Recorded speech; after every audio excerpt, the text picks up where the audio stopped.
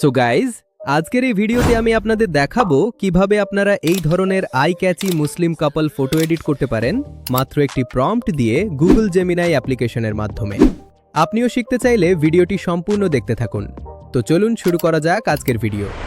So photo create করার জন্য প্রথমেই আমাদের ওয়াইফাই কানেক্ট অথবা মোবাইল ডেটা অন করে এরপরে সিম্পলি এই গুগল জেমিনাই অ্যাপ্লিকেশনটি প্লে স্টোর থেকে ইনস্টল করে নিতে হবে।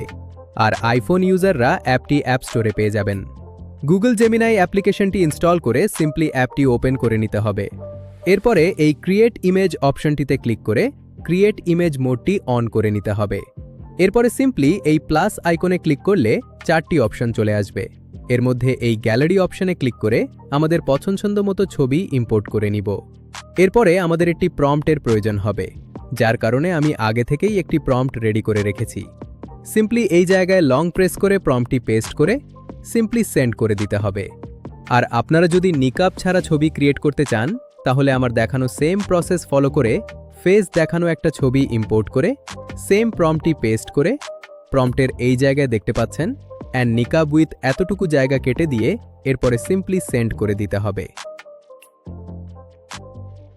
আর ইতোমধ্যেই দেখতে পাচ্ছেন আমার প্রথম ছবিটি কিন্তু রেডি হয়ে গেছে।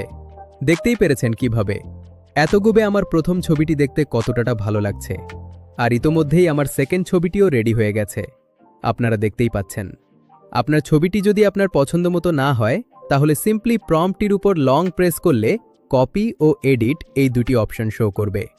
সিম্পলি এই এডিট অপশনে ক্লিক করে পুনরায় সেন্ড করে দিলে জেমিনাই আমাদের ছবিটি পুনরায় ক্রিয়েট করে দিবে।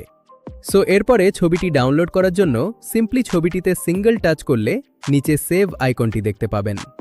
সিম্পলি এই আইকনটিতে ক্লিক করে ছবিটি ডাউনলোড করে নিতে হবে।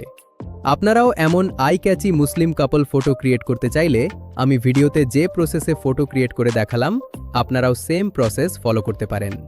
সো আই গেস আমি আপনাদের সবকিছু অনেক ইজি ওয়েতে শিখিয়ে দিয়েছি।